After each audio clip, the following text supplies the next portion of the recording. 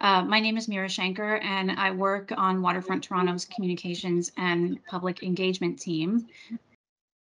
Before we get started with the meeting, I'd like to acknowledge that the land upon which we are undertaking our revitalization is part of the traditional territory of many nations, including the Mississaugas of the Credit, the Anishinaabe, the Chippewa, the Haudenosaunee, the Wendat peoples, and is home to many First Nations, Inuit, and Métis peoples today. Toronto is also covered by Treaty 13 with the Mississaugas of the Credit First Nation. And one of the reasons that I chose this picture for the slide is I wanted to add that this project in the Portlands is at the site of the original mouth of what we call the Don River. That was once an important gathering place of Indigenous people who lived in the region. Some of the construction that's going on right now in the Portlands is to restore the mouth of the Don River closer to its original state. And in doing so, our construction crews actually uncovered what we believe to be 100-year-old seeds that would have been part of the original marshland. And what you see in the foreground of this image are some of the plants that sprouted from those seeds. These Indigenous wetland plants were salvaged, and later that year, I was lucky enough to be part of the group that helped return some of those plants to the original mouth or close to the original location of the mouth of the Don River. And in talking with our collaborators from Milkmint Collective and also our partners with the Mississaugas of the Credit First Nation, I really began to understand what that means to return these plants to the spot where the water that was restricted over 100 years ago will once again flow. And I really hope that as we continue to collaborate and partner with these nations on the restoration of the mouth of the river and the creation of this new community that we're here tonight to talk about, that can also in part be an act of reconciliation and healing. So with that, I am very pleased to say that we have Councillor Fletcher with us this evening to make some welcoming remarks. The councillor has shown an unwavering commitment to waterfront revitalization over the years and has been instrumental in advocating for affordable housing. Councillor Fletcher is going to provide a brief introduction on the significance of this study for the future of the waterfront and the city. So, Councillor Fletcher, if you'd like to say a few words. Thank you so much, Mira, and thank you so much for showing us those beautiful plants. Thank you. Anyway, it's a beautiful evening, and there's quite a few people here tonight because this is actually a really exciting topic and a very exciting evening. I'm so happy that we're now looking at how we're going to achieve greater affordable housing on the Portlands. And my goal always is that the waterfront does need to be for everyone, and everybody needs to have a place to live on the waterfront. This has been a long journey. I think probably, Chris, you're the only one that's been on it as long as we have, with the original environmental assessment and then the new environmental updated assessment in 2012 and the Portlands acceleration. And then in 2017, the Portlands planning framework really started to address Villiers Island, and creating, the EA created this incredible island out of a landform that didn't have an island there.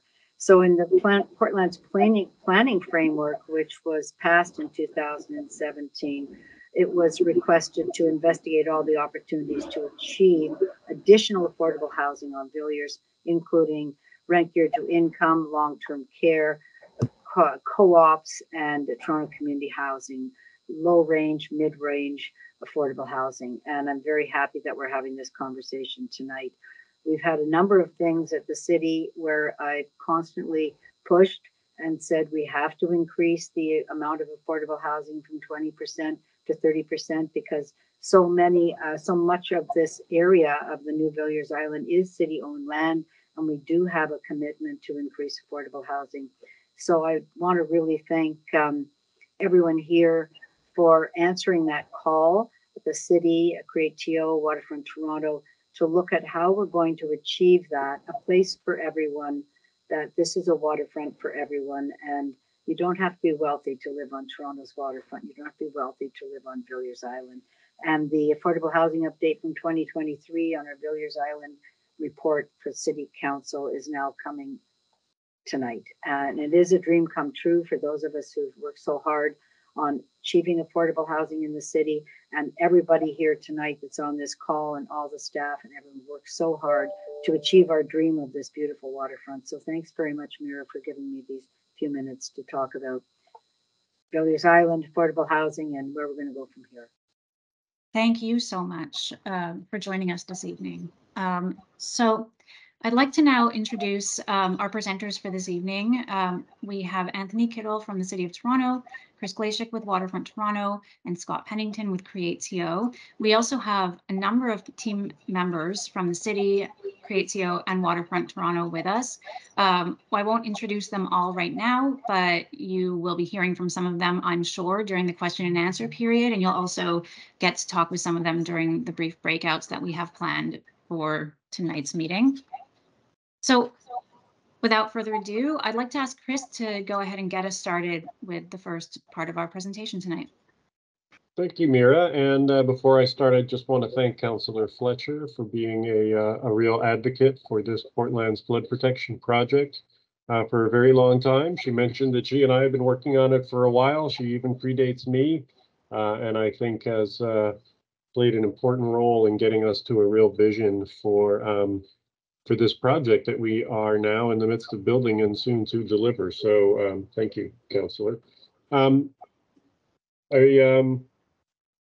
want to just emphasize that this image shows the 2017 Precinct Plan version of Villiers Island. So for those of you not familiar with Villiers Island, you can see sort of to the right-hand side, a very straight channel of water, which is the Keating Channel, and then branching off that, going to the left, is a channel that wiggles. That is the new river channel that we're building to create the flood protection system, but it also creates a new island in the harbor's archipelago. And that's the subject of what we're talking about tonight. And in 2017, a precinct plan was done that proposed a kind of moderate density. As we look at that plan, it envisioned a mixed-use community, certainly with an idea that this would be a complete community with family-oriented housing, affordable housing, and I think you heard the councillor talk about the commitment to affordable housing on the island. So the sort of north edge of this island faces onto the Keating Channel, which you see represented here, and it's an incredibly unique asset in the city. This is really one of the only places where we can deliver a kind of urbanized urban channel. A lot of cities have these. You know, Singapore has the Singapore River, which is built to its edges with a great public walkway. Chicago has built a great public walkway along the Chicago River. The Keating Channel is sort of an opportunity for Toronto to create a very vibrant kind of urban space, a two-sided waterfront. We don't really have two-sided waterfront elsewhere. And so that makes this an incredibly exciting opportunity. Next slide, please. So the island is also really a gateway to between the downtown waterfront and the rest of the Portlands. And it needs to really connect to all of these different neighborhoods. And in this view alone, you can see Villiers Island kind of on the right. In the foreground of the screen is the land to the south of Villiers Island, and then beyond to the left is the Bayside community, the future Quayside community, the Lower Yonge Precinct Plan, and then of course the financial core downtown, and all these things are surprisingly close together. So linking them up is going to be critical. Next slide, please. That process of linking them is actually underway. So a series of new bridges have been built to really necessitate it to span the new river mouth, but they've also been treated as an opportunity to not just provide vehicular access, but also transit linkages. So if you've seen the red colored bridges at Cherry Street going over the Keating Channel, the pair of them, one of them is actually a dedicated bridge for streetcar and or bus perhaps in the interim, but ultimately for streetcar service. And we've provided bike lanes and very wide, generous sidewalks across these bridges too, so that all modes will have great access to Villiers and to the Portlands beyond. I mentioned transit, so I think to achieve the goals we have for this as a climate positive neighborhood, as an integrated and connected neighborhood, we really do need transit here. And I think Waterfront Toronto and the city, TTC have all been working hard towards delivering on that goal of bringing the streetcar out here. And once we do that, I think we'll really see this become a vibrant center of public life in the city. This is a rendering of the north side of the Keating Channel. And remember, I just mentioned the idea of it being double-sided. You can see there's kind of a very special character that we could have here. And this could really become a kind of destination for Torontonians to come and have a unique experience. And we think part of the key to creating this level of livelihood and excitement is making sure we have enough density on Villiers, which is also obviously an opportunity to increase the housing supply and start to think about the housing shortages that the city is facing, and use Villiers Island as a place to start to think about that and try to start addressing that. So there's obviously a balance that has to get struck. We want to make sure we have enough infrastructure. We want to make sure we're not overwhelming the island. We want to make sure we're not abandoning the solid principles that have informed our approach to development across the waterfront, and in particular, the future for Villiers Island. And that's why we're doing this study. So trying to look at ways you could add density without compromising a lot of the fundamental things that make the Portland's Flood Protection Project in Villiers Island so special. So looking at where you deploy density and looking at a number of different ways to do that, which are really the subject we want to get some feedback on from all of you tonight, to how we can do this in a thoughtful, sensitive way that still makes this an amazing place. We've got obviously renderings of some of the future. I think here you're looking at a winter scene of the Promontory Park North site, which we hope will become activated not just in the beautiful months of summer on the waterfront, but throughout the year. So we're heading towards making a recommendation to City Council on a preferred approach for the density increase, and that will form the basis of an update to the 2017 Precinct Plan. And that density will not only increase the housing supply in general, but will result in more affordable housing, more purpose-built rental, we hope, and public engagement will continue to inform the different approaches as we move forward. So here we have a video of what happens to create this new island. And what you see is the outline of the island taking place, and then the green sort of border that goes around it, which is the park system, and the new river channel. So we have pretty big ambitions here that I think we're pretty confident we're going to realize. So we are naturalizing them. Well, first of all, we're moving the mouth of the river about a half a kilometer south, not something that cities do every day. We've always had a combined objective, not just of flood protection, but of naturalization at the same time, which makes this a very unique approach. It's not just an infrastructure project, but it is also an ecological restoration project. And this is really one of the biggest sort of civil works projects going on in Canada now. One of them, I think, will prove to be one of the most significant river restoration and flood protection projects in the world. We've already gotten attention from other countries looking at what we're doing, and I think this is going to really be a model. And at the center of it sits this island, so we want to develop it in the best possible way. And so this, I believe, is drone footage that we've taken. So there are the red bridges I was talking about, which will be the new Cherry Street right-of-way. We're flying over the Keating Channel. You see Villiers Street.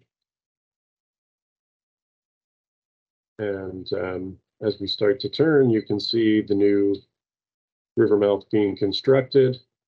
This segment of it here is lined with armor stone because this is where we expect all the ice to come down and then break up before it enters the fully naturalized channel a little farther along, and we don't want the ice to wreck this wonderful series of habitats we're creating. That is the future Dawn roadway, which is being rebuilt. And here are the Commissioner Street bridges, and you start to see the sweep of the new river mouth. It is aligned with giant trees with their root wads exposed, which breaks up the scour effect and creates habitat, rather than building it out of concrete, which is how this was done when the Keating Channel was built. And this is one of the many ways that we combine dealing with flood protection and providing habitat, and treating this as a multi-objective project and not simply let's fix the flooding.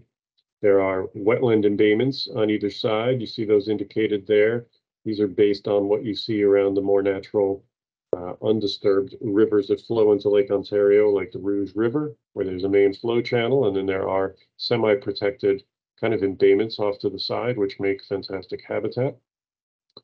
There are a pair of pedestrian bridges that allow people who are walking through the future park to get over the river and over the embayment so that north and south can be connected on foot.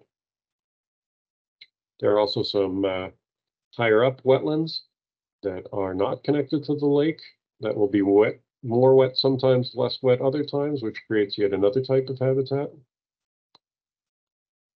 And then there's the formal parkland that's being built up from the wetlands, where there'll be a big event lawn with great views back to the skyline, where there can be movies or concerts or other things in the park. And that's what we're building towards. And we are just about to start the actual park construction now. The river channel work is almost finished, and we hope to start running the river through the new channel by the end of the year. So this is a plan that shows in a little more specificity what the island will be like. You see the island with its multiple future development blocks shown there in white, sort of white rectangles. And then you see the new Cherry Street with its two existing bridges to the left. To the right, you see a future proposed bridge connected to what's called New Munition Street. That is not being delivered currently, but that is contemplated in the fullness of time. We're certain we're going to need that bridge to service all the people living on this island. And then to the far left, you see Promontory Park North. There is actually a bridge there. That is a pedestrian bridge. And I'm happy to say that we received a federal grant to help pay for that. And Waterfront Toronto is providing a match from its own land sale revenues in order to build this great connection, which will link the park space right to the downtown. And the site that it lands on has been set aside in our plans for Quayside for some type of major cultural attraction, which we hope will bring people to the waterfront year round. And then that will be linked directly to the park system. So we think this is going to be a very well loved and very well used park system. And that bridge is going to be a critical link for the residents on the north side of the channel to enjoy all this park space. So here you see the various components of parks. Now, we don't actually think that these are different parks. We have names for them that we have used to make it convenient for us to build them. So we have one called Promontory Park North, another called Promontory Park South, another called River Park North, another called River Park South. These are not intended to be the actual names for these parks.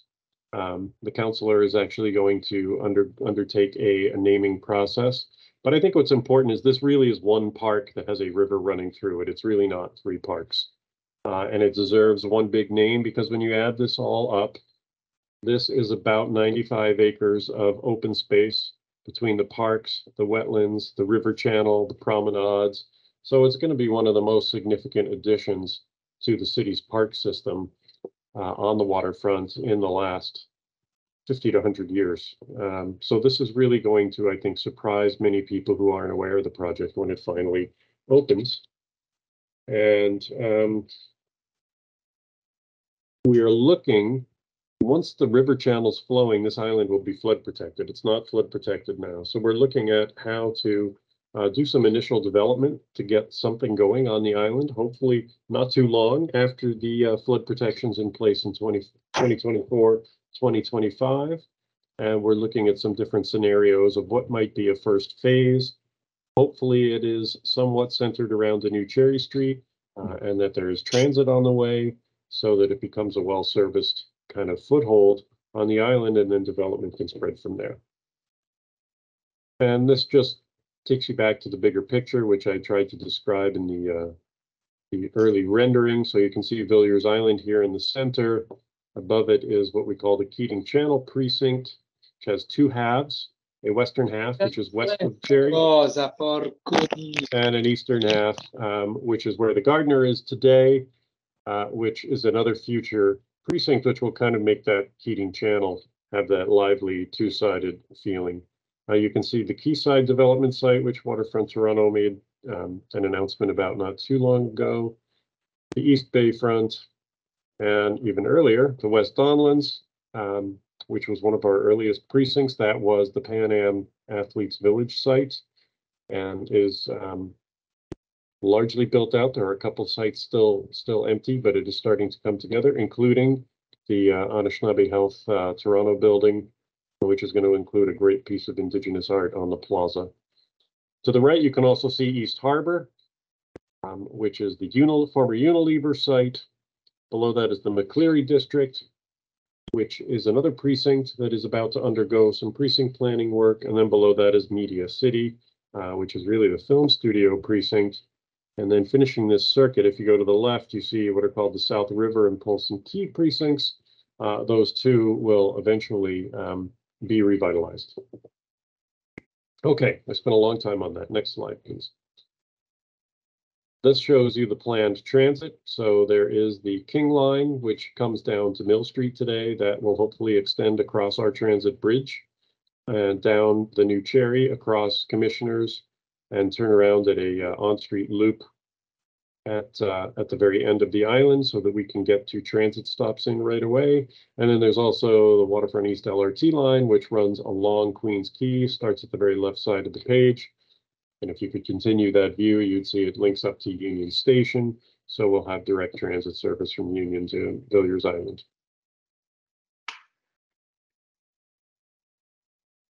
Oh, This is the history of how we've been planning for this. It's a very long time, and I think I am handing it off to Anthony Kittle from the city to walk you through this.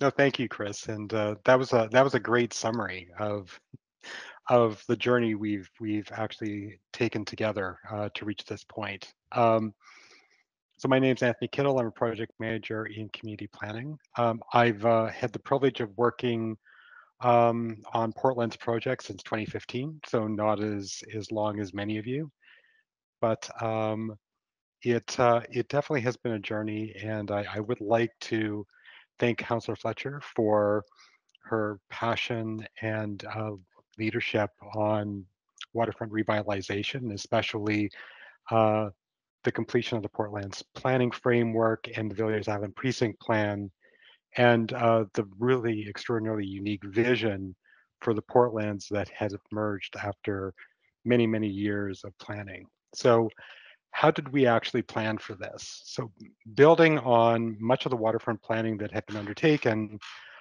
in the 60s, 70s, and 80s, as well as the 90s, there was a waterfront plan.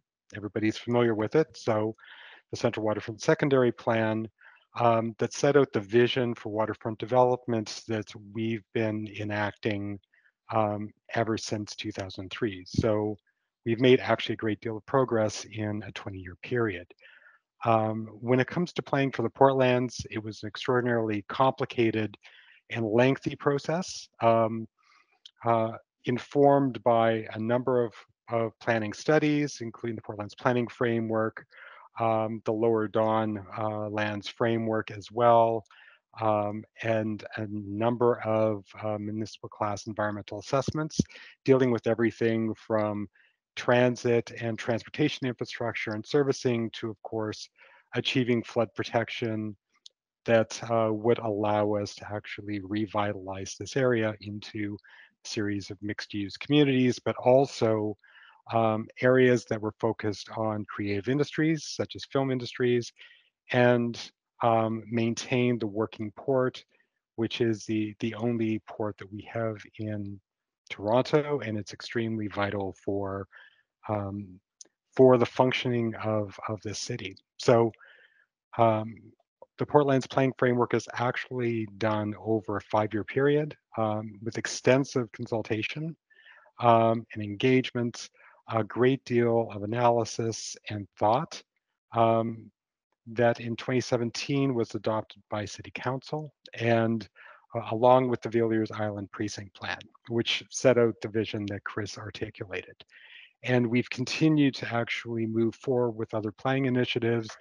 I think most vital to this group would be the great deal of work that went into the detailed design so that we could actually construct this river valley and its enabling infrastructure. Next slide, please.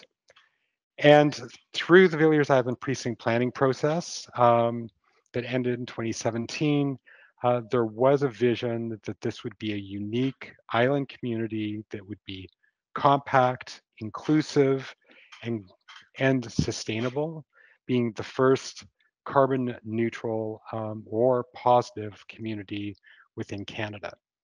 And at the center of this was ensuring that we had the transportation, servicing infrastructure to support the island, as well as making certain this island could be home to a very diverse group of citizens with a high percentage of affordable housing. And what was absolutely critical was to really take advantage of these spectacular open spaces that would ring this entire island and have at its doorstep this unique attribute of the new Don River. I'm not going to go over the vision itself. It's very relevant now to the work that we're doing, but there was 10 key principles that guided the precinct plan. And those key principles, which are on this slide, are informing the work that we're doing for updating this precinct plan with a focus on increasing the amount of housing overall, and especially increasing the overall amount of affordable housing that we can provide. Next slide. And you've seen this before, but I think it's very critical to discuss how things have been evolving over the last 10 years within the waterfront. So we have completed 5 precinct plans. Those precinct plans are what Chris had articulated: West Don Lands, Lower Yonge, East Bayfront, the Keating Channel, and Villiers Island. There's a number of other precinct plans that have to be completed. And what you see here is the original build form that was in the Villiers Island precinct plan. But as development has proceeded on the waterfront, we've seen denser communities, taller buildings, and buildings actually, and more tall buildings that were initially envisioned. And that's just a response to how exciting actually the waterfront is. And also expectations for development have slowly been changing as well.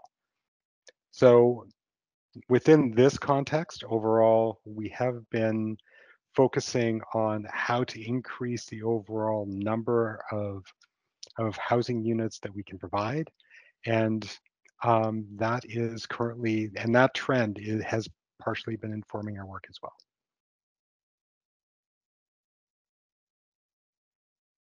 And I will actually pass this on to Scott Pennington with CreateTO. So thank you.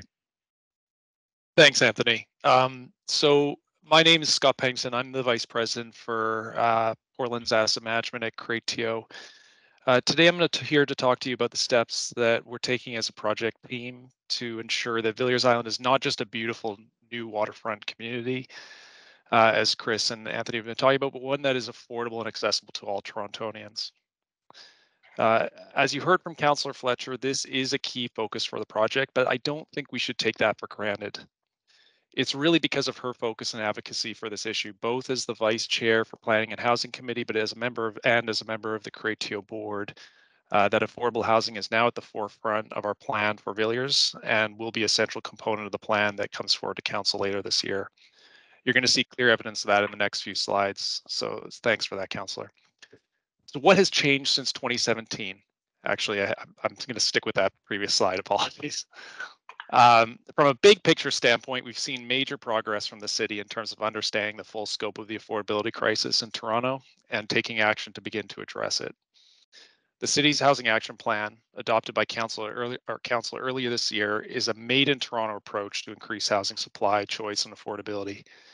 It identified the key priorities and actions to ensure that we are building enough housing to meet demand over the next 10 years and beyond.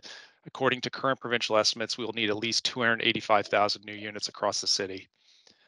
Council has previously directed that a significant portion of this new housing be new affordable rental units. It is set a target of 40,000 new affordable rental units by 2030, including 18,000 supportive housing units within mixed income communities. Mary, you can go to the next slide, please. Through these plans, council's really put a focus on leveraging public land to increase affordable housing supply. This is especially the case with new development on the waterfront that's enabled by tri-government investment. In particular, Councillor Fletcher's ensured that we focus on the opportunity for affordable housing on Villiers Island, which will be the first new mixed use community in the port following flood protection. Over the past 5 years, she's been successful in getting council to adopt some really important motions to make this happen. You'll see reference numbers to these reports on the slide on your screen if you want to read through them yourself, but here's a brief summary. As Anthony mentioned, in 2017, Council adopted the Portland's planning framework. At that same time, Council directed that affordable housing would be a central part of the implementation of that plan, not just in terms of maximizing the number of affordable units, but by also ensuring a range of affordability levels, including deeply affordable units, and pursuing delivery through a range of partnerships with the co-op housing sector, nonprofits, and others. In 2021 and 2022, Council and the Councillor kept our feet to the fire and directed that we take a fresh look at the Villiers Island Precinct Plan to identify new ways to achieve affordable housing. And then earlier this year, we received clear and unambiguous direction on this point. Our 2017 targets were not good enough. We'd have to go back to the drawing board, engage the public, and return to council a plan to achieve significantly more affordable housing than we'd originally assumed. Next slide.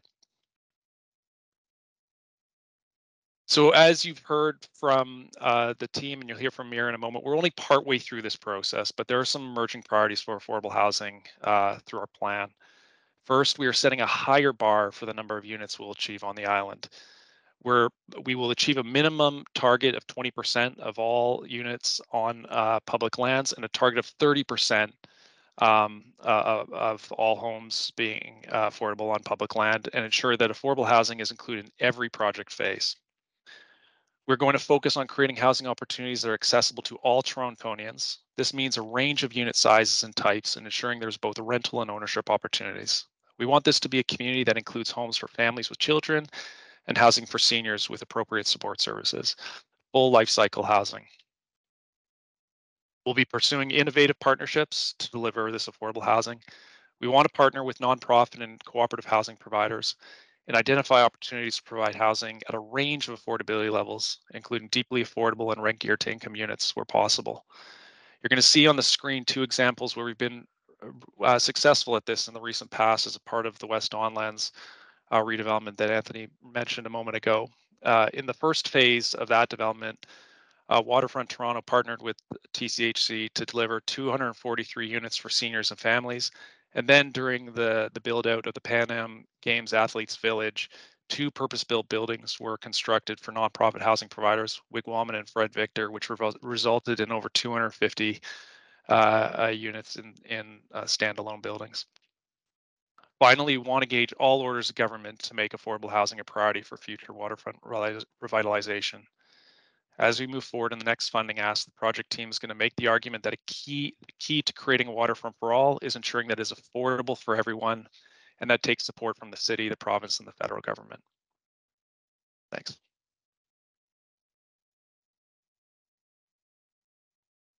Thanks, Scott. And would not be a public meeting without one of these timelines. I will decode this a little bit just to give everyone a sense. Many members of the team have already spoken to our overall timelines and where we're at. So really quickly, I'll just say that phase 1 is where we are right now, where we're developing possible approaches to increasing density. We're engaging with stakeholders and the public. We'll then move on to incorporating that input and refining the approaches that we're looking at with a report back in the fall and a target of a council report in early 2024. We'll also engage with Indigenous communities throughout this process. And I'm going to actually ask Chris if he can keep going with this and take us through this next section of the presentation. Yep. So we've given you a lot of background. So let's start to delve into the options. Just so everyone knows, I think I said earlier that we're trying to preserve many of the principles of the precinct plan, and in fact we are. There's really kind of 4 key areas where we're looking at making some changes to allow for the increased density we're talking about. One is to look at tower heights that go above the 29-story maximum that we had set in the precinct plan. Also considering, not doing, but considering locations for towers south of Center Street, which in the precinct plan we said there'd be no towers south of Center Street. Looking for opportunities for tall buildings that are sort of tall mid-rise, which is a form that I think we've seen in some European cities that is interesting and might play a role here, but is not included in the precinct plan. And also reconsidering the development approach to the Keating Channel, which was kept very, very, very low, and looking at either mid-rise or even tall buildings to frame the Keating Channel in the Water's Edge Promenade. So can I have the next slide, please? So really, we're looking at a few things here. The percent of affordable housing units, and that was just touched on in our discussion.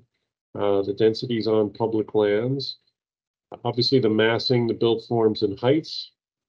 And then another one is the key views. So the precinct plan identified a very exhaustive list of views that were all identified as views that had to be preserved.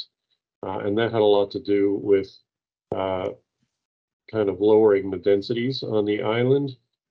We think we want to go through a kind of prioritization process on those. And we may determine that we don't need 19 different view corridors on the island. Maybe we only need 12 or what have you to allow us to make some changes. The other thing that has to be done and is being done in conjunction with this, and it's underway but not complete, is we really do need to do a thorough due diligence on just what the island can handle in terms of density.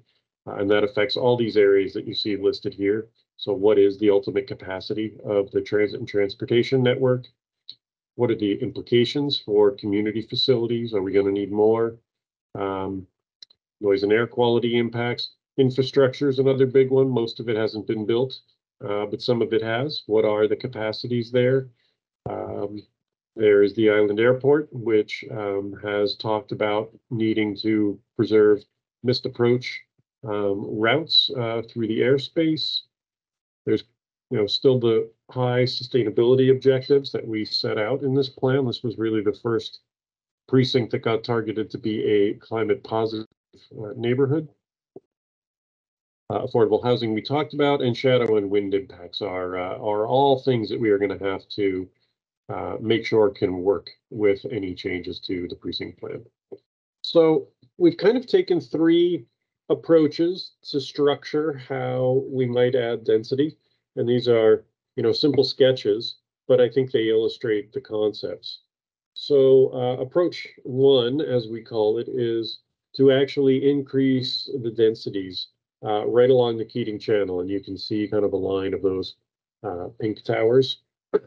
This was what I alluded to earlier as kind of the Chicago River approach, where in Chicago, the river is framed by a series of very large and in some cases very historic and famous Chicago skyscrapers, with a great waterfront walk at the base. We could do something similar along Keating. and that could increase the density significantly, because that's the most underdeveloped area in the existing precinct plan, with these 2- and 3-story buildings only. The second approach would focus a lot of the density on the western blocks, kind of the most city-facing side of the island, and also cluster around the main transit stop that will be at Cherry and Commissioners. And then the third approach is to kind of keep the density focused in more towards the center of the island and leave the western and eastern ends lower scale, where they meet the park space. So each of these options does provide more density. Some of them add a little more than others. I think the Keating one probably makes the biggest difference, because we're doing the biggest change from very low buildings to mid-rise or tall buildings, but they all provide a total of at least 6,000 or 7,000 units of housing, compared to 4,800 in the precinct plan. So it is a significant uptick in what's being delivered. And there is, of course, the minimum of 20% affordable housing, and a target of the 30% affordable, which I think someone spoke about earlier. So these are the three concepts, and we're just going to walk you through some views of what these might look like, and hopefully you get a feel for them. So the first approach, the density focused on the Keating Channel, as I said, you can kind of see now here a series of taller buildings right at the water's edge. Here we have stepped them down a little bit to each end of the island to avoid excessive shadowing. This certainly has more shadow impacts on the Keating Channel, but we have really maintained the tower spacing so that it is not a kind of very dense build out of towers. And then the sort of base heights of the podium buildings would be maintained here. And you can kind of see where the two transit stops are. And I should point out that in the light gray, that is the main piece of property that is not in public ownership here. That's privately owned. Everything else, the white boxes, are all sites owned either by, some of them are Waterfront Toronto, some of them CreateTO, mostly city owned sites. But there is a proposal for development there that is not completely resolved, but looks at some much taller towers that you can see ghosted there. And you'll see those ghosted in all of the plans. We won't have a lot of ability to really control those the way we can control the public land. So they've kind of been left in these three options as sort of a given, although they are not finalized in their form yet. And here you just see a reference back to the original 2017 precinct plan. Some views of Chicago River. Sadly, we chose one with the giant letters that spell out Trump on it, which, kind of was, maybe we should have picked a different slide, but you can kind of see the intensity, the urban intensity in the animation. And as I mentioned, this is really probably the only place we could deliver this type of urban environment in the city of Toronto. Maybe someday on the Ship Channel, but that's kind of a much farther out prospect, and I think the land uses there really have yet to be determined. Okay, next slide, please. So approach 2 has the density kind of focused on the western block, so you can see all around New Cherry would be really the predominance of towers. Along the Keating, this still proposes taller buildings. These are those taller mid-rise buildings. That allows this to achieve a pretty good uptick in density. Again, preserves many of the podium heights that were contemplated in the precinct plan. Next slide, please.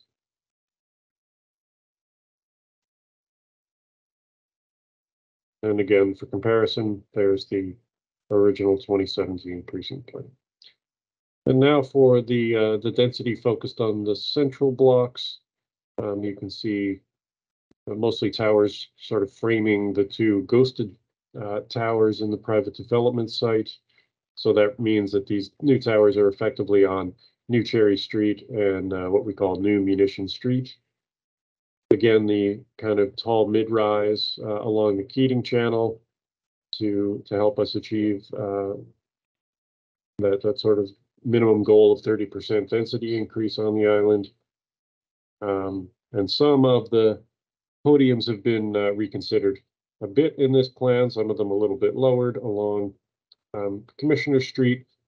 Again, these can all really be adjusted and fine-tuned as we go, but this was an attempt to hit some of those density targets. So some of those podiums went up a bit. And again, comparing it back to the original precinct plan. So here's some views. So this is a view looking along the Keating Channel towards the new Cherry Street bridge. This is the one with the tall towers framing the Keating Channel. And go to the next view. Here's the mid-rise, tall mid-rise along the Keating Channel. And then go to the third view. And here's the lower mid-rise buildings with the towers kind of really kept towards the middle of the island. This is a view along Old Cherry Street from Commissioner Street looking north towards where the Keating Channel would be. And here you see those taller buildings. And then here's the second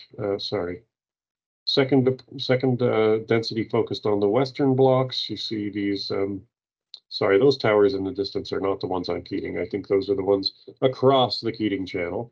So you're really kind of looking at the differences of the towers that have all the floors identified in them and the podiums. And then go to the third. Okay, next slide, please.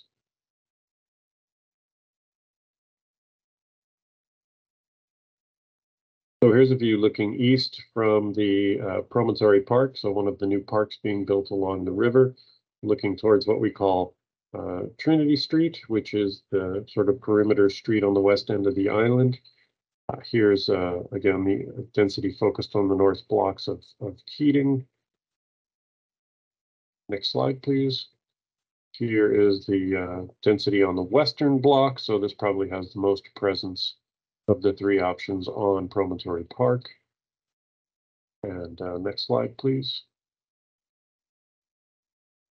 And here is the approach number 3, the density focused on the center blocks. I think that's it. I hope I got through those at the right pace and not too fast for everybody, not too slow.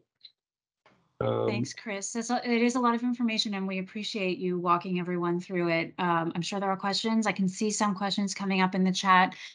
And now I do want to open this up to a general Q&A. We've already collected a fair bit of questions in the chat. And those will be answered more or less in order. We've got a queue working, and we'll just consolidate questions that are very similar, just so that we can get to as many different questions and answer them as we possibly can in this time. All of the questions, along with the answers, are going to appear in the summary from this meeting. So if we didn't get to your question, we will definitely be able to answer it after the meeting. You can continue to use the chat.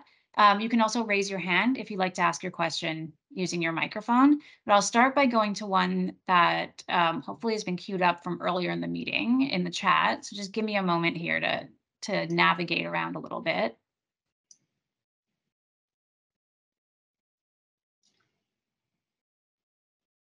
So the first question that we got early in the meeting was about whether this plan involves the removal of the gardener, because the drawings show no gardener.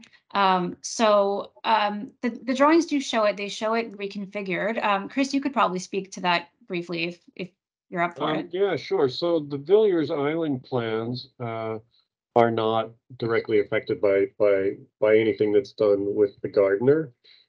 So it really are, the plans for Villiers are not at all predicated on it. The plans for the Keating East precinct, which I mentioned, do assume that we will proceed to build what was called the hybrid option, which is to rebuild the elevated expressway farther north, away from the channel, much closer to the rail corridor. And I think that's illustrated in the drawings, but that might not have been so obvious. No, it wasn't. That's good feedback about the drawings. The angle sometimes makes it difficult. So I'm going to actually go between the queued questions from the chat and questions that people want to ask in the room. So just going to take a look at hands up. It looks like Anthony has a hand up. Yes. So I just got cut off actually in our localized breakout room, just as I had got a question out, and as the moderator was just about to answer the question, we got pulled back into the main room. But essentially, just as a quick synopsis for the larger group, the question was simply regarding the, the localization of transit in high-rise and mid-rise buildings at the various points of the island.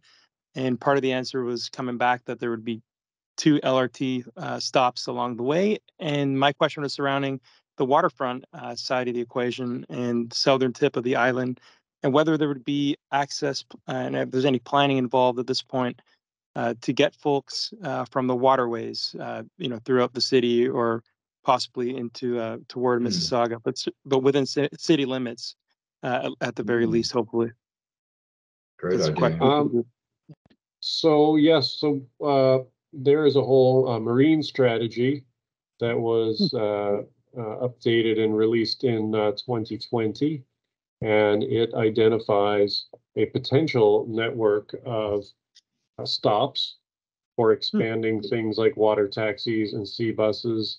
And Waterfront Toronto, the city, Ports Toronto are all about to retain a consultant to look at that.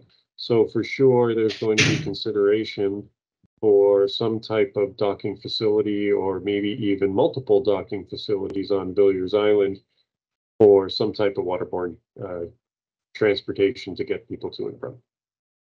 Exciting. Thank you. Thanks, Chris, for that answer. Now I'm going to go back to the questions from the chat. And the next one is around the affordable housing. And the question is, how will residents be selected? Are there opportunities for an ownership stake via co-ops, for instance? So I might ask our colleagues with the City of Toronto's Housing Secretariat. I think we have Matthew on the line to address that question, if you can. Hi there, can you hear me? Yes. Okay, perfect. Hi, I'm Matthew Mallard. I'm a manager in the Housing Secretariat. So how will residents be selected? So in July 2022, City Council directing the Housing Secretariat to establish a new centralized affordable rental housing access system, under which all affordable housing home will be made available in the future. So the system will really help people find and apply for available affordable housing. And will help affordable housing providers to advertise available homes and find tenants. We expect this new system to launch in 2024. So all opportunities on Villiers Island would definitely flow through this future system. In the meantime, though, as we work to develop this new system, in the interim, any new affordable rental home in new buildings are posted on the city website, and you can sign up for a listserv to be made aware of any new upcoming opportunities until that new centralized affordable rental housing access system is set up and running in 2024. Sorry, Thanks. it's Councillor Fletcher, and any RGI units would be through the Housing Connection, because there should be RGI units here, Matthew, correct? Absolutely, Councillor. Thank you. You know the system better than anyone. So yes, if any RGI units done in the system would be done through the centralized wait list for the centralized system for social housing. And actually, we have what amounts to a follow-up, since Councillor and Matsu, you're both on this topic from the chat. So maybe I'll go right to that one next to keep us on that topic. The question, and actually Matsu, this may be a question for one of the others on the team. Could you go into detail on the current breakdown for affordable/BMR/RGTI units for the development in specific numbers? Could you also say where we can receive updates on this matter? So Matsu, you're welcome to, or Scott, you may also have that information.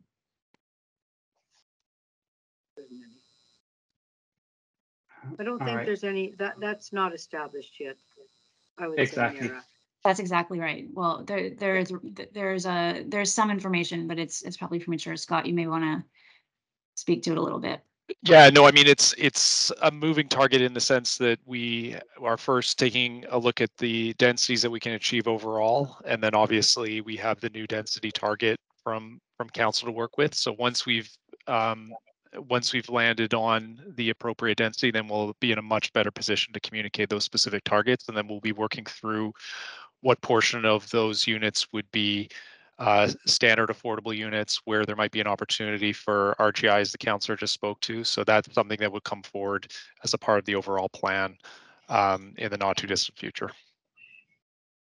Thank you. Team effort on that answer, and I appreciate the information. I'm now going to go to anyone who wants to ask a question on the microphone, and then we'll go back to the chat list. So raise your hand if you do have a question you'd like to just ask. Go ahead, Cindy. Typing this in right now. I'm just wondering whether the city has any appetite for developing an affordable rental housing plan modeled on the provincial lands affordable housing program, big mouthful, which is delivering 30% affordable rental in the West Don lands, through a, private sector partnership. That seems as though it's an interesting model because the investment from the province was, I think, only the land, and the feds invest the mortgage, favorable mortgage guarantees, and I guess the city is investing the open doors stuff. So I'm just interested in that model, which the province, kind of champions, but hasn't actually produced. Carried on with it in the new government regime.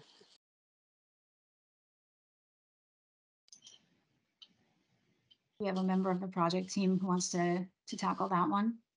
I could take a stab. I mean, I would say that the program that you described, city, is actually very comparable to the Housing Now program that the city moved forward with back in 2018.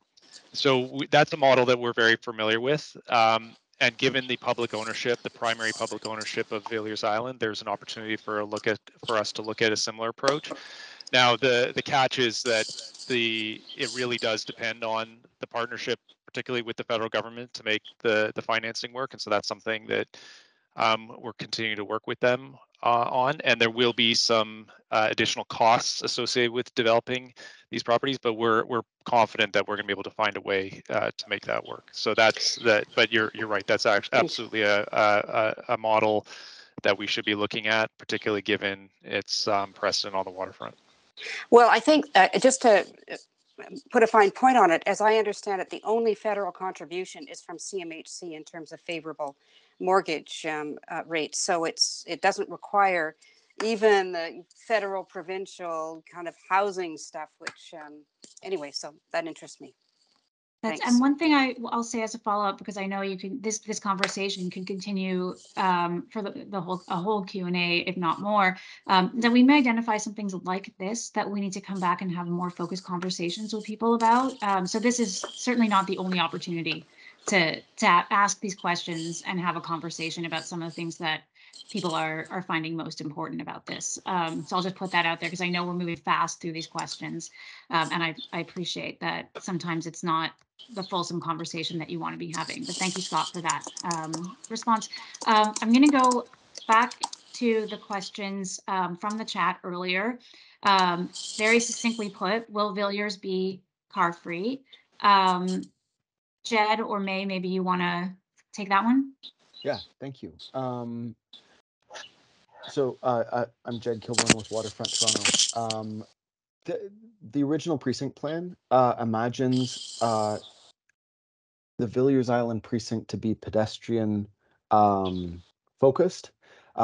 It's not going to be car free only because we still have enough car traffic as a city even to not have it be car free. But the ideal is, and the idea of the precinct plan was to have this be a really pedestrian friendly and bike friendly island. And so we're maintaining that in whatever density scenario we have. And I would argue that in fact, focusing on pedestrian connections and cycling connections also facilitates greater density because you don't need as many cars on the road when you encourage pedestrian connections, transit, and cycling.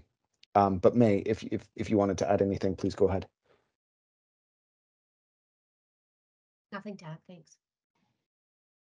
Thanks, folks. A quick pause to say it's 7:30 now. I'm going to continue the Q&A a little bit longer. I know our team has a little bit more time.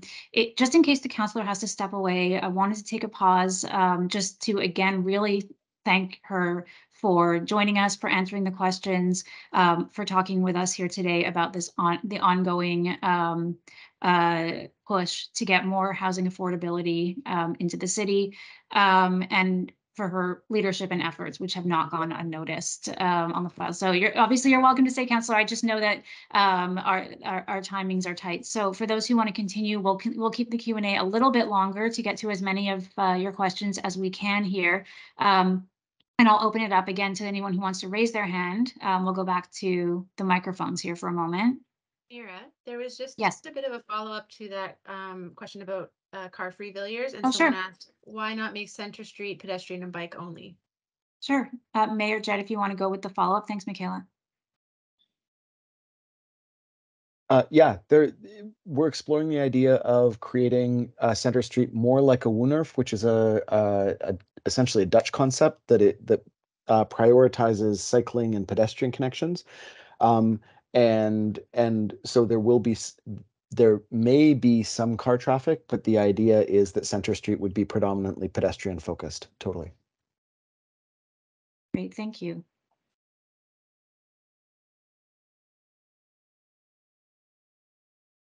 All right, going back to oh no, we were gonna let someone in the room ask a question because that was a follow-up from the chat thread. So does anyone still want to raise their hand and come to the virtual microphone?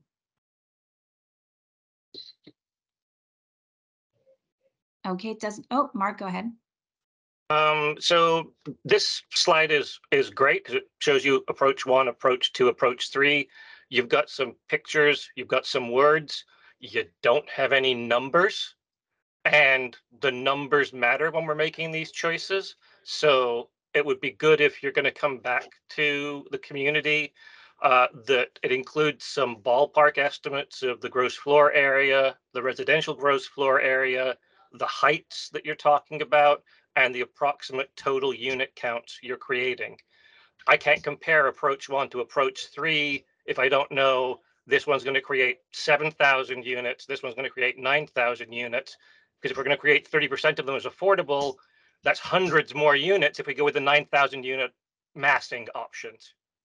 So just generally, the more numbers and data you can put into some of these presentations that inform people about what their choices actually are.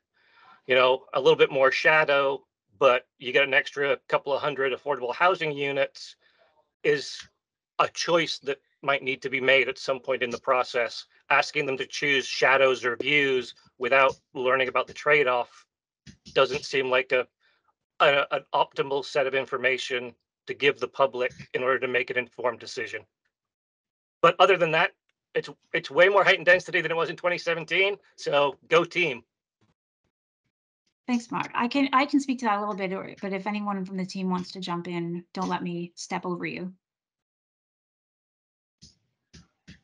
So what I'll say is there are ranges, and we can share those. What we're trying to do here is maximize the density based on what the island can support. And so all of these approaches prioritize that, which is why we've taken it off the table as kind of a variable, if that makes sense. They're all seeking to maximize that in different ways. There are minor differences across the three, but they more or less achieve the same result. Anthony, please feel free to add to what I'm saying. I see your hand up.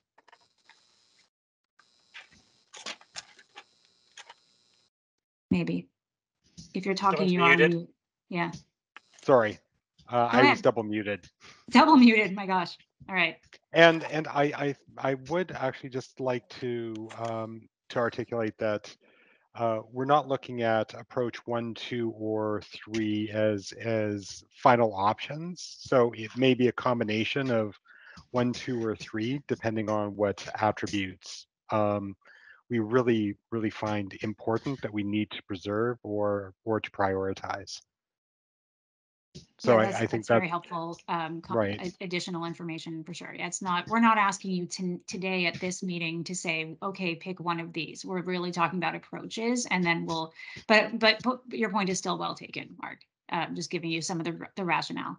So essentially, they're all three of these produce approximately the same amount of residential gross floor area and the same number of units, or is there any variation between the three? There's a little bit of variation. I mean, as I said, putting more density on Keating gets you the highest because you're going from what's in the precinct plan, the lowest density, to a higher density. But they're all in that range of being over 30%. We don't have the specific projections here. I think it ranges somewhere between 6,000 and 7,000 units in each of the scenarios. So, there may be a difference of a few hundred units. It's not a difference of thousands of units. So, and the other thing I would say is the question you raised about sun shadow is a good one, and that is something we've been starting to look at, but it's a lot of information to present here. So we didn't bring that to this meeting. But as we do the due diligence, we'll keep looking at that for sure. And I'm just going to add, since someone asked about looking at tall towers on the east side, that is something we didn't pursue because one of the policies and principles in the precinct plan that we felt we wanted to keep was to not put shadow on the top of bank of the new river mouth. And tall towers there start to put shadow right across the new river channel. So we avoided that as an option. Again, if there are some people who think that's not important, then we can, we're certainly willing to listen to that and look at it. But we thought that was a pretty fundamental principle that we should try to stick to. Thanks, Chris. I want to go back to the questions from the chat, but before I do, I see Allison has a hand up, and I'm guessing it's in response to this conversation. So if it is, go ahead.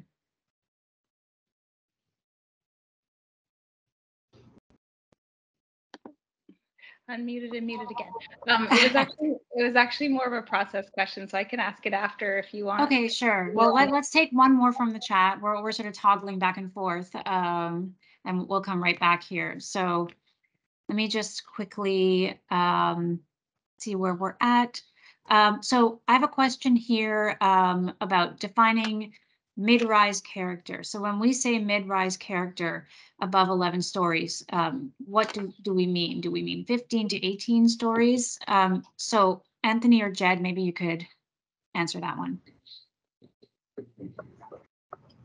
I'm going to defer to Anthony, but Anthony, your mic's on mute again. This time he's triple muted, just to be sure. Yeah, exactly. Okay, double muted again. Here you go. So traditionally, a mid-rise building is between 6 and 11 stories. That's how our guidelines have defined it. And tall buildings are over 12 stories. And usually, our guidelines have provided a lot of direction on, the tower podium building typology. When it comes to tall buildings, we're seeing a lot more tall buildings between the 12 and the 20 story range, which have what we call a mid-rise character, so it's tiered. It tries to avoid casting sunlight onto streets and also with any of the transition areas. So that's really what we're talking about. Is they're larger, they're a bit chunkier. They actually can have a fair number of units associated with them. And I'd like to defer to my colleague in urban design, Sonia, for any other information that you could provide.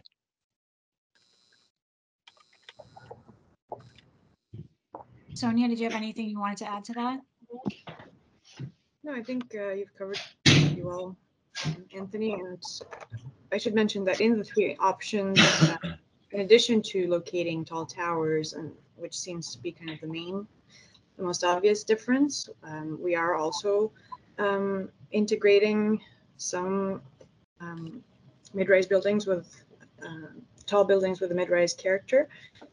So you can see that in the eastern part of the island, along the transition areas, in approach 3 transitions to the parks from the tower zone in the center to the parks, there are some of these taller mid-rise buildings. So that's one of the strategies that's being used to increase density on the island.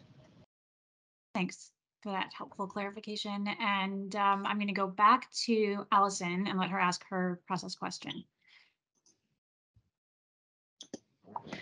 Yeah, it was related to sort of, I guess, it was helpful even to hear Christopher say how the Eastern option was excluded from the number of approaches. So I think we didn't hear all of the background of what led to the 3 approaches that we had, but I'm just curious about, because that one slide you had was really revealing in terms of the wind, the airport needs, the shadow, all of these things. Will there be certain infrastructure? Will there be certain parameters where the process is actually determined by the outcomes of those studies rather than public input, in terms of, are there certain thresholds whereby, let's say, if it produces this amount of noise or this amount of wind, that would exclude certain approaches, or have those already been excluded from, have those already been considered in these 3 approaches? And is our input, I guess, how is our input going to be used, and what is the ultimate process for making these calls? So there are lots of folks on the call who could answer this. I'll start by saying, yes, some of this is technical or policy based, so it would become sort of a fixed design parameter. But Ray, Jed, Sonia, any of you could jump in on this, on the question of process. Anthony. So we actually have taken a look at a fairly substantial number of criteria on an earlier investigation, which determined that we could actually achieve a minimum of 30% density increase over the 2017 precinct plan. And that was based upon a transportation and transit analysis, land use compatibility, so noise, air quality. We did explore sun shadow impacts as well as servicing. And there was also a number of other technical studies that were undertaken through that work. So we know that is achievable. This exercise has increased that amount. And once we land on a preferred approach, then we're actually going to look at that through the lens of, again, our due diligence to determine, 1, if it's achievable, and 2, if it's not achievable, then how can we actually still maximize the amount of density on the island while ensuring the island actually functions and is an inclusive and very positive place within the city, as well as a sustainable community as well, which is also part of our due diligence exercise. Eric, Jed, would you like to also provide any information? I think from a process standpoint, I think the key thing that we wanted to understand was we wanted to preserve as much of the, like, a ton of work and public engagement and consultation happened to get to where we were with the original precinct plan and the Portland's planning framework. And so we didn't want to throw that work out because that helped, like, was a significant investment from the public in a project that would see the growth of the city. So we wanted to preserve as much of those aspects of and those guiding principles from that huge amount of work as possible. And so we really did a lot of work to understand where we would start bumping up against certain things. And I think Chris pointed out, for example, the top of bank, I think, is one of the things that we recognized was one of the fundamentals from a lot of that work, which was we're building this new naturalized river valley. We don't want to have it all in shadow because part of the point is that we create an ecosystem. And if shadowing on it would affect that new ecosystem, we would want to eliminate that as a possibility. There are other things that are a little bit more flexible, I would say. For example, shadowing on Keating Channel was one of the things that we asked to have a conversation about, partly because there are different approaches to that. Some people would say, well, yeah, we like shadows because in an increasingly warming climate, having shadows is good. Another would be, well, we want to preserve as many shadows on the or as much sun on the public realm as possible. So let's limit the shadows, right? But this is why we end up having a public consultation like this to say, like, how do people feel about things like this? Because there isn't an absolutely right answer to a lot of these policy questions. And that's partly why we're having this kind of conversation. And because we want to preserve the intent of the precinct plan, but a lot of that intent needs a little bit more conversation with people because things have shifted in the last 5 years. Certainly, there's been an increased focus on the provision of affordable housing and housing broadly, and that shifted since 2017. And so this is kind of a check back in to say, like, what is the direction? And that's why we kind of created the framework of the 2 breakout sessions, was to do that gut check on on how are we doing in terms of the things that we're looking at and the priorities, right? So that would be the only thing I'd add to Anthony's, that we wanted to preserve as much of the original precinct plan as possible while still doing this exercise to increase density. Mm-hmm. I guess I would just sum all this up by saying we're not going to go do some technical studies and say there's only one answer that works and all the feedback we got is irrelevant. The technical studies will help inform some parameters, but there still will be open questions about things like, where's the best place for the towers? Where do people think they make a better, urban ensemble, et cetera, et cetera. So yeah, it's a balance between the two. Thank you, everyone. Appreciate that answer. So we're at 10 to 8. We have quite a few questions from the chat. I'm also seeing a lot of comments and feedback and conversations happening in the chat, which I really love to see. I don't have the opportunity to process it all right now while I'm moderating, but I'm really excited by the amount of input that I'm seeing come through and the conversations that people are having even with each other. So these will be conversations, as I mentioned, that need to be continued in various ways, and there'll be a lot of different opportunities for that to happen, including, as I mentioned, some opportunities to continue with the exercises that we were doing here in this meeting. After this meeting is completed, we'll also send a survey link out and promote that. I'm going to take one more question from the chat, although there are many, so it feels a bit like a drop in the bucket. Sort of 2 questions that relate to each other. So I'll ask them both together, and maybe either Anthony or Jenny could address them. The first question is specifically about whether there will be a medical center to serve the people who live on the island. And the other question is, what about schools and space for nonprofit agencies? So combine those. Just Jed, you want to start?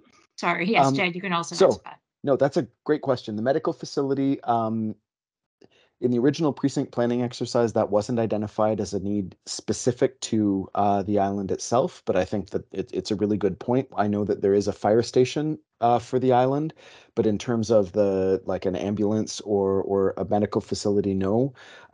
but that's something that we can look at as development happens. And then the school and nonprofit facility. Yes, the precinct plan imagined both a community center or some kind of like community use like that, as well as a public school. And so part of our due diligence exercise is to make sure that those are the right things, but more importantly, to size them appropriately for if there's an increase in population, to make sure that they're adequate to support that increased population. And I think that part of that exercise, it's through what's called a community services and facilities study. We would establish if there are any other things needed. And obviously we would be working really closely with the City of Toronto, and I'll turn it over to Anthony if you have anything else to add. That's an excellent summary, and we are actually working with our colleagues that in city planning to assist us with these kind of studies currently, so that we can explore how we can right size those community facilities for an increased population. Sorry, can I jump in here? Isn't there a school? There is a school plan for this site. Yes, there was an elementary school. Yep, absolutely. There's a school, and Yep. there's a process with fire, police, and EMS that establishes where fire stations go, where ambulance stations go, and that will be a process that will take place here as well. The old precinct plan or the new precinct plan. There's many. I think, Mira, it'd be helpful for everybody to know what the next steps are, including what the official steps are, because this is a precinct plan that was approved. So if we're changing it, what are those steps? What does that look like? So everybody has a Yeah, sense. that's a really good question. And maybe Anthony or Jed, you want to speak to kind of officially what that process, I mentioned, oh, we'll be taking this to council. Well, what does that mean? Jed, would you like to begin? Yeah, absolutely. So there are two things. One is the precinct plan itself isn't it gets adopted by council. So what we're approaching is the idea of doing an amendment to the precinct plan. It may be an addendum. So the original intent of the precinct plan will stay, and the precinct plan could be read on its own. And then this will be an addendum to that then says, here's what was established in 2017. Here's what we're doing now. But then what we would call the enabling legislation would be a rezoning of what is currently predominantly industrial land. There's some parkland already identified, but industrial land. And so it would be to create the planning permissions via the City of Toronto to allow for this development to happen. So that would first the amendment or the addendum to the precinct plan would be adopted by council, and it may be that it's adopted at the same time as the enabling zoning bylaw. But go ahead, Anthony, if you have anything to add. I'll actually jump in, Jed. Eric Sayre, project manager with Waterfront Secretariat.